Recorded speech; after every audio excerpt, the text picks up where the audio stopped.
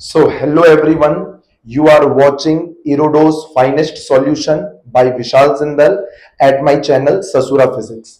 चलो बाबू एक बार इस सवाल को अच्छे से देख लो। तो प्यारे बच्चों, आई होप तुम लोग एक बार इस सवाल को पढ़ चुका होगा बाबू। इरोडो का करंट इलेक्ट्रिसिटी का one of the best question है बाबू, क्वेश्चन नंबर 168। बात समझना बाबू, इस क्वेश्चन में जो कॉन्सेप्ट इन्वॉल्व है उसके बारे में एक बार थोड़ा सा समझ लो बेटा।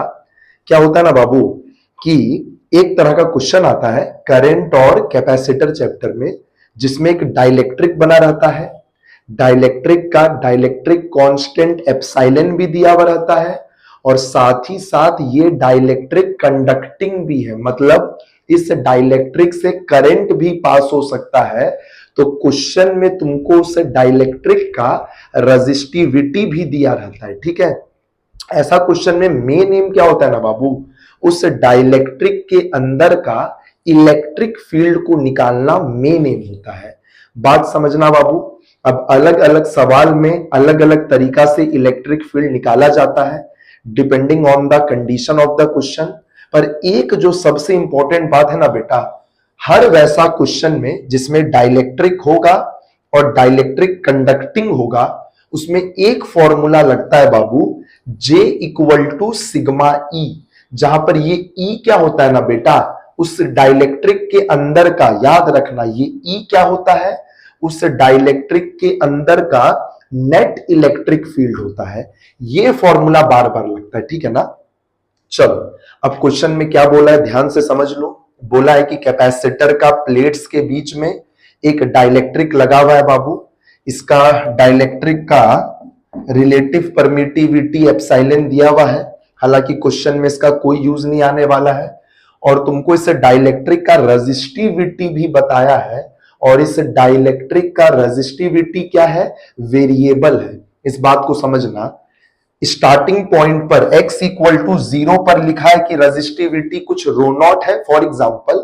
तो बाबू बोला है कि अंतिम वाले पॉइंट पर x इक्वल टू d पर जो रेजिस्टिविटी है वो इस साइड के रेजिस्टिविटी का ईटा टाइम्स है। देखो क्वेश्चन में लिखा हुआ है, तो अगर लेफ्ट साइड का रेजिस्टिविटी रो नॉट मान ले तो ये बढ़ते बढ़ते बढ़ते बढ़ते लीनियरली फाइनली कितना हो गया है, eta times of rho naught. तो बाबू चलो, और ये पूरा जो कैपेसिटर है ये एक V वोल्ट के बैटरी से जुड़ा हुआ है। सबसे पहला काम क्या ना बाबू, हमको इस डाइलेक्ट्रिक का resistivity as a function of x लिखना है। बोला है कि रेजिस्टिविटी जो इंक्रीज कर रहा है वो लीनियरली इंक्रीज कर रहा है। लीनियरली इंक्रीज कर रहा है मतलब स्ट्रेट लाइन का इक्वेशन होगा। बात समझो, x इक्वल टू 0 पर रेजिस्टिविटी रो नॉट है और x इक्वल टू d पर रेजिस्टिविटी ईटा रो नॉट है। आता है ना बाबू, दो पॉइंट की मदद से स्ट्रेट लाइन का इक्वेशन लिखने आता है ना सबको, लिख लेगा ना resistivity as a function of x। बाबू ये काम हम कई बार अपना वीडियो में सिखा चुके हैं, स्ट्रेट लाइन का फंक्शन लिखना, resistivity as a function of x। एक बार चेक करो तो x को 0 पुट करो तो रेजिस्टिविटी का आंसर देखो रो नॉट आ गया, और एक बार x को तुम d पुट करके देख लो, रेजिस्टिविटी का आंसर ईटा रो नॉट आ जाएगा, ठीक है। अब हमको बस एक काम करना है बेटा, इस डाइलेक्ट्रिक का टोटल रेजिस्टेंस लिखना है। उसके लिए इंटीग्रेशन करना पड़ेगा, क्योंकि रेजिस्टिविटी अलग अलग x पर अलग अलग है। बात समझना, यहां से x डिस्टेंस पर जा करके एक dx थिकनेस का सेक्शन लिए, बताओ तो इस dx थिकनेस के सेक्शन का छोटू सा रेजिस्टेंस क्या होगा। बात समझो, इसमें जो भी करंट फ्लो करेगा कुछ ऐसे ही ना फ्लो करेगा। तो लेंथ हो गया dx और इसका एरिया हो गया कैपेसिटर के प्लेट के एरिया के बराबर। तो बताओ तो इस छोटू से रेजिस्टर का रेजिस्टेंस क्या होगा, रो, L का मतलब dx बाई एरिया बोले तो इसका cross section area, rho dx by a। और बाबू ये बात समझ पा रहा है ना, यहां से यहां के बीच में ऐसा जितना भी रजिस्टर है वो सब एक के आगे दूसरा के आगे तीसरा के आगे चौथा है, तो ये सब सीरीज में है। इसका इंटीग्रेशन कर लो, रो का फंक्शन पुट कर लिए है, देखो रो का फंक्शन पुट कर लिए है dx बाई ए, और अब इसका इंटीग्रेशन कर लो x इक्वल टू 0 से x इक्वल टू डी तक। ध्यान से देखो 1 बाई ए इंटीग्रेशन के बाहर आ जाएगा, रो नॉट dx का इंटीग्रेशन रो नॉट x होगा, और इस कचड़े का इंटीग्रेशन, ये सारा तो कांस्टेंट है, x का इंटीग्रेशन होगा x स्क्वायर बाई 2। बाबू एक बार अपने से बस यहां पर x का लिमिट पुट करके देख लो, रेजिस्टेंस का एकदम यही आंसर आ जाएगा, rho not d by 2a 1 plus eta. ठीक है ना।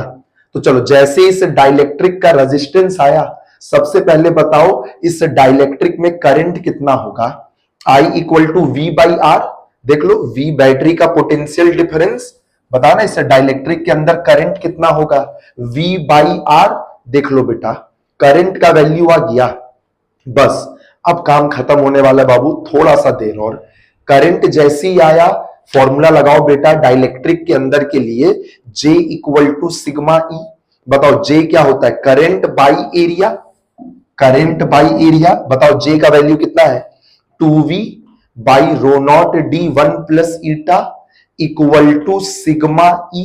बस बेटा आखिरी काम करो, याद है सिग्मा होता है 1 बाई रो, रो का फंक्शन अभी हम लोग पुट करेंगे, और जैसे ही रो का फंक्शन पुट करेंगे और रो को इधर भेजेंगे, चलो रो को इधर भेज दे, electric field as a function of x आ जाएगा। बस बेटा उसके बाद थोड़ा सा 1 मिनट का और काम बचेगा। पहले बताओ electric field as a function of X क्या आ रहा है, 2v by rho not D 1 plus eta, और इस रो का वैल्यू पुट करना बेटा ये गंदा सा function rho nought plus rho not by d into eta minus 1 into x. बात समझो, electric field as a function of x आ गया बाबू। इसके आगे बस और 4 लाइन का सॉल्यूशन है, जो अब हम लोग अगला पन्ना में कंटिन्यू करेंगे, तो ध्यान से देखो। हाँ तो बाबू अभी तक हम लोग क्या निकाल चुके थे, याद करो। इस डाइलेक्ट्रिक के अंदर का एक्स डिस्टेंस का, याद है अभी इलेक्ट्रिक फील्ड निकाल चुके थे बाबू। थोड़ा सा अच्छा सवाल है, एक बहुत सुंदर सवाल है बाबू। 1 से 2 बार वीडियो को देखना, एक बार तुम खुद से बनाने का कोशिश करना, पूरा सीख जाएगा। बात समझना, डाइलेक्ट्रिक के अंदर एक्स डिस्टेंस का इलेक्ट्रिक फील्ड आना चुका है। अब बात समझो, क्वेश्चन ने पूछा क्या, याद है ना, क्वेश्चन ने पूछा है इस डाइलेक्ट्रिक के अंदर का वॉल्यूम चार्ज डेंसिटी, मतलब इस डाइलेक्ट्रिक के अंदर चार्ज पर यूनिट वॉल्यूम कितना, यही ना पूछा है।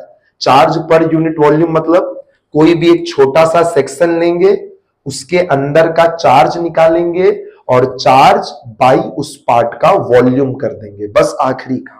अब बात समझो बेटा, डाइलेक्ट्रिक के अंदर का चार्ज पर यूनिट वॉल्यूम ना चाहिए बेटा, इसके लिए काम आएगा गॉस लॉ। जी हाँ, यहां से x डिस्टेंस पर जा करके बाबू एक dx थिकनेस का गॉसियन सरफेस कट करो। बात समझो, बताओ तो x डिस्टेंस पर इलेक्ट्रिक फील्ड E है, तो x प्लस dx पर इलेक्ट्रिक फील्ड क्या होगा, सम E प्लस dE।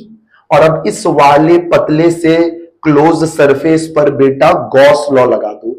याद है entering flux is always negative and exiting flux is always positive.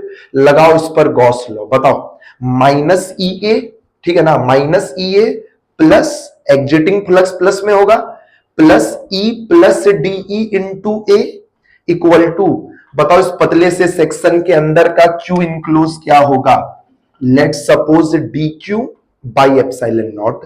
जरा सॉल्व करो बेटा, माइनस ई ए प्लस ई ए कटेगा, डीई इंटू ए क्या बचेगा, D Q by epsilon not. बस अब बताओ डीई का वैल्यू कैसे निकलेगा, डीई छोटू सा change in electric field, d E कैसे निकलेगा। ये जो E as a function of x है ना बेटा, इस एक्सप्रेशन को डिफरेंशिएट मार दो तो डीई का आंसर आ जाएगा। ध्यान से देखो, बताओ डीई का, ई का डिफरेंशिएशन क्या होगा, डीई। ये सारा कांस्टेंट तो डिफरेंशिएशन के बाहर रहेगा, रो नॉट का differentiation 0, rho not by D eta minus 1 बाहर रहेगा, एक्स का डिफरेंशिएशन 1 होगा और तुम dx लिखेगा। और फिर देखो रो नॉट से रो नॉट कट गया।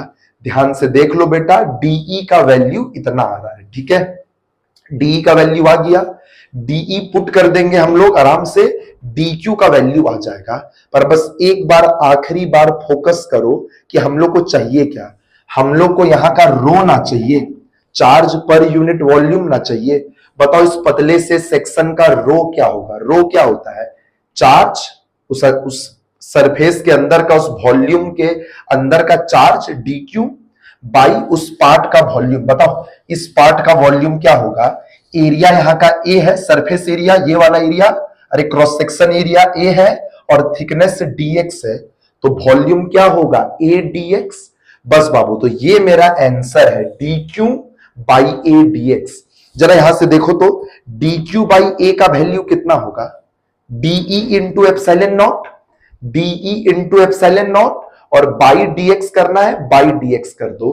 तुम देख लो बेटा, de बाई dx का वैल्यू यहां से ये पुट कर लो और इसको एप्सिलॉन नॉट से गुना कर लो बाबू।